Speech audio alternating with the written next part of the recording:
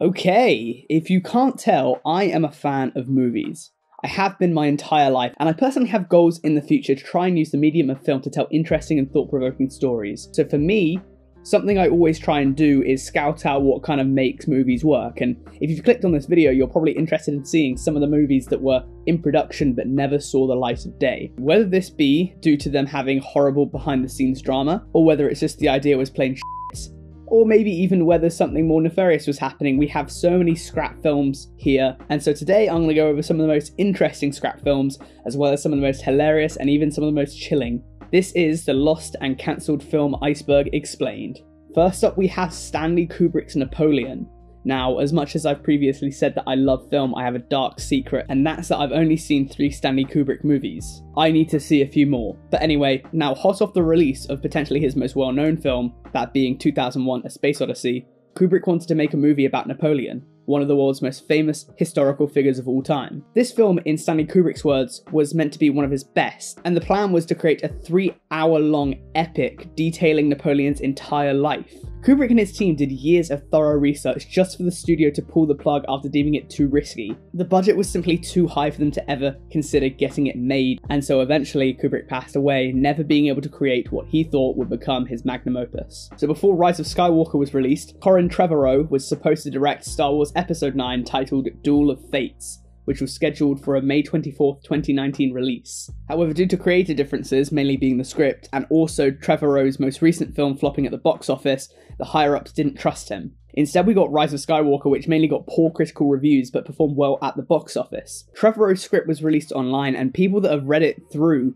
generally kind of prefer it to Rise of Skywalker, but this might just be because they've seen Rise of Skywalker. And even though I do try and defend Abrams, I don't think the trilogy was his fault. Rise of Skywalker was bad. A Force Awakens was much better, clearly. I mean, it doesn't get me angry like other Star Wars films, but by all metrics, Rise of Skywalker was quite bad, and so perhaps Duel of Fates would have been a better film. But alas, it was never made. Speaking of Star Wars, we have George Lucas's sequel trilogy. I mean, who knows what we would have got if George Lucas directed the sequel trilogy? With current technology, perhaps the CG wouldn't have been as much of a problem, and you already know that at least the trilogy would have had a plan. Say what you want about the prequel trilogy, but at least there was a coherent story that was being told from the first movie to the third. It didn't seem like it changed too much. There wasn't any last minute Darth Sidious's, instead we got the sequel trilogy, and having given George Lucas props for at least having a story he wanted to tell in the prequels, we gave him 3 films, and he generally didn't deliver. Regardless of what you think of Revenge of the Sith, most people think that Phantom Menace and Attack of the Clones are 2 of the worst, if not the worst, Star Wars films. We gave him 3 chances, and he might have delivered on 1. On top of this, looking at his plans, I don't think they would have been very good either. So at least we got Force Awakens, and I could be optimistic for a while. And then we got the other 2, and what even? What have you done, Disney? What have you done? Edgar Wright's Ant-Man. Okay, so as far as I'm aware, this is the first time I'm talking about the MCU on this channel, right? And obviously, as a person that loves film, you gonna know about the MCU. It's probably the most important film thing that's happened in the past decade. It's a massive movement. I have so many mixed opinions on the MCU, it's insane. But one of the elements that I really do dislike is the fact that a lot of their directors act more like puppets due to the grand narrative at play. Edgar Wright, in my opinion, as with most kind of YouTubers these days, everyone that ever makes a video essay just talks about how they love him so much, but he's probably my favourite director, definitely in my top 2, but due to his intense visual and narrative style, he had to leave Ant-Man over creative differences, and this was probably best because I just don't think that Edgar Wright really would work well inside a franchise. When it comes to directing, some directors kind of take more of a hands-off approach and let the actors and the script kind of bounce around and improvise. Edgar Wright, on the other hand, is very hands-on, and he wants full control over the script, over the shot, over the background stuff. He wants full control over everything, and that just wouldn't really work well inside the MCU, which has to be kind of monitored from up top to fit into this grand spectacle of a story they're creating. And whilst those can both be good things, they don't work well together, and so it was really never meant to be. Regardless, with him leaving Ant-Man meant that he could make Baby Driver, so it's not too bad, but Ant-Man, with Edgar Wright at least, was never created. Shrek with Chris Farley, so this one is kind of cheating. Obviously, we know that Shrek was made, but Mike Myers was not the original voice actor chosen to voice the infamous Shrek role, and this isn't as big as a change of director, but you know, the Shrek role is very, very integral to Shrek. Obviously, he's the titular character. If you've watched my DreamWorks Iceberg, which you should if you haven't already, it was instead Black Sheep and Beverly Hills Ninja star Chris Farley who was supposed to voice Shrek. However, he died of a drug overdose in 1997 and the role had to be recast, instead being given to Mike Myers, who I said back then, I'll say again, did the role justice. Spider-Man 4. I mean, poor Tobey Maguire. I think everyone's now seen the infamous interview where Maguire speaks about Spider-Man 4 days before it was cancelled, and while Spider-Man 4 was a low point of the trilogy, the reason the fourth one was cancelled, among other factors, was that Raimi and the writers were just having trouble coming up with where they wanted the story to go. They hated their drafts, and with all of the delays, Sony eventually pulled the plug. As sad as it was, I would rather have no Spider-Man movie than a bad movie that could have potentially tainted Maguire's legacy as Spider-Man. These days, it's quite popular to say that Maguire was the best Spider-Man, and so if 4 flopped as well as 3, people could have had a different opinion, so I think maybe perhaps it was for the best. Similar to this was the Sinister Six film, which was meant to have Andrew Garfield reprise his role as Peter Parker for the spin-off of the Amazing Spider-Man franchise. Now, this film was centered around the Sinister Six and was supposed to bridge the second Amazing Spider-Man to the third, and some cast members pegged to be in it included Christopher Waltz, Matthew McConaughey, Emily Blunt, and Tom Hardy. So a real all-star cast there. The film was supposed to come out in 2016, but Marvel was able to strike a deal with Sony to allow them to make Spider-Man movies. They wanted Spider-Man in the MCU, they paid the big bucks, and the project, along with Spider-Man 3, was scrapped, and the entire cast was fired. Which is unfortunate for Andrew Garfield, but at least he's gone on to do really good stuff since. He's probably my favourite actor of Spider-Man, and yeah, I really do like Andrew Garfield's work, but Spider-Man 3 was never meant to be. It's a Wonderful Life 2. Okay. What the f***? Now, based on the age of people that watch these videos, you've probably heard of It's a Wonderful Life, you've definitely heard the story, but you might have never seen it. It spawned the Christmas trope in which a person's like, oh, maybe it would be better if I wasn't born or if I died. And then some sort of Christmas carol like angel kind of takes them to see what their families would be doing if they died or if they didn't exist. And it's like, oh no, wait, I guess I'm better if I'm alive. That kind of stuff, right? It's one of the most famous stories of all time, but then Hollywood was like, we've got to have money, and started making a sequel a couple of years ago. This is like making Christmas Carol 2 Electric Boogaloo. The only problem was that somehow they assumed that the original movie was in public domain.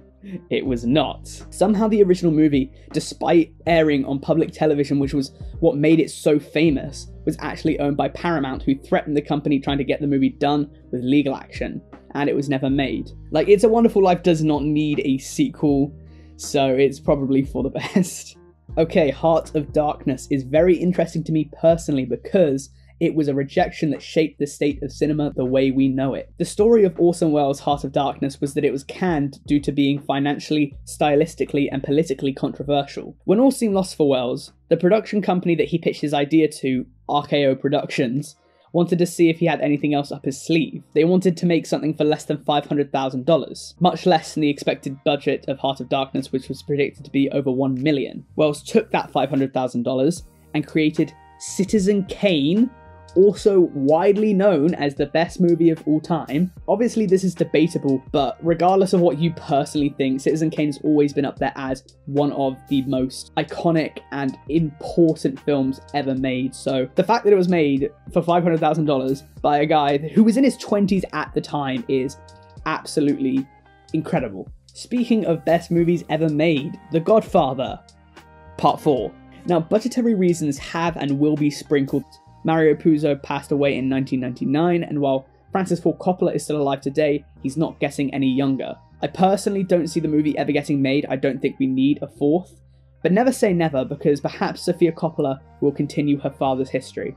Dracula versus the Wolfman. Okay, I spoke about this briefly in my Batman Iceberg, but what is with people wanting Dracula to get into fisticuffs with everyone? Dracula should not be fighting anyone. He's a creature of the night. I get that he's public domain, but I ran into a bit of trouble finding anything about this online. It seems as though there was a book of them fighting, but the film was never made. The only thing I could find about the Wolfman is when Frankenstein met him in Frankenstein Meets the Wolfman. The only problem with this is that it looks more like it should be called Frankenstein Pummels the Wolfman, because he looks like he's about to kick the Wolfman's ass. Rainbow Road to Oz was the scrapped Wizard of Oz sequel that was replaced by Babes in Toyland. Yes, that classic. The only thing I want to bring up here is that Walt Disney tried really, really hard to get the rights for the Wizard of Oz, so much that he bought the copyrights for 13 of L. Frank Baum's Oz novels. Now, in my opinion, this is kind of hypocritical because Disney has lobbied for the copyrights of their movies to be extended,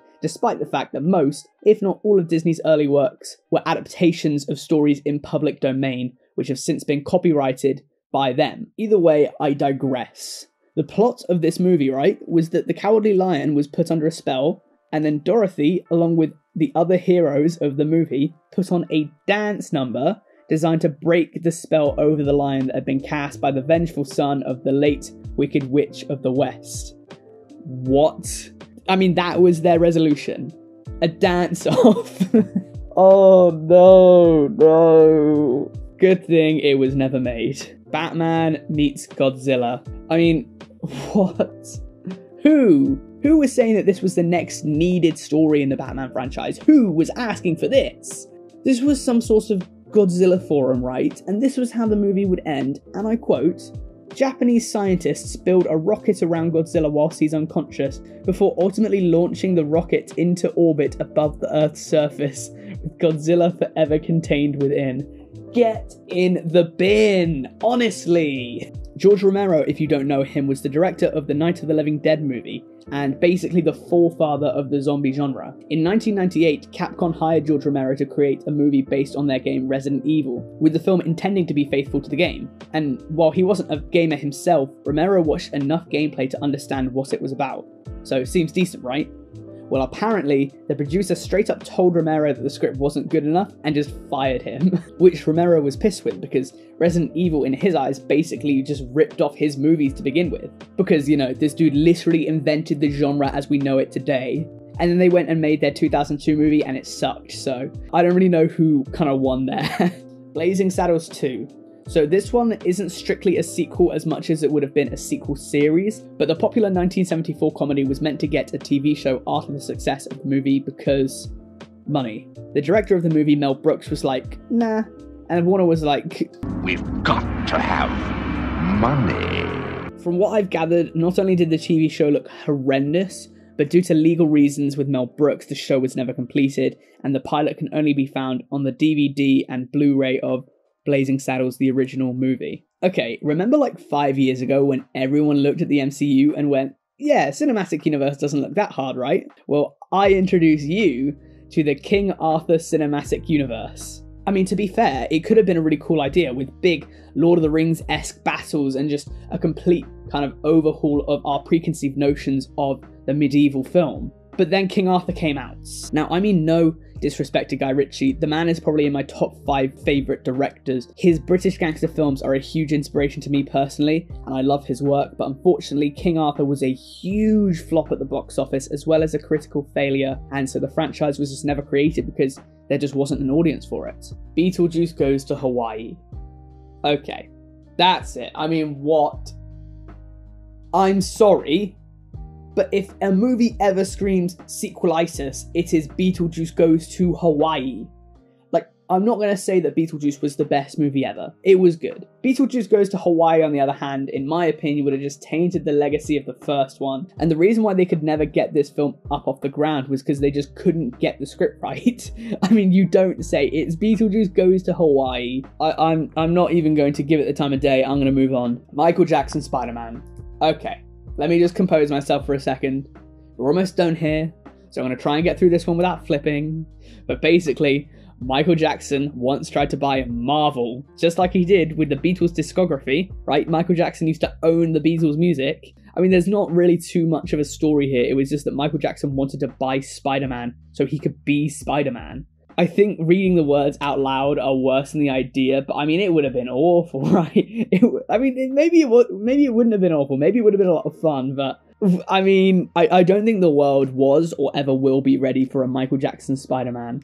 I mean, what would have been? I'm actually genuine, but unfortunately the world will never know. And finally we have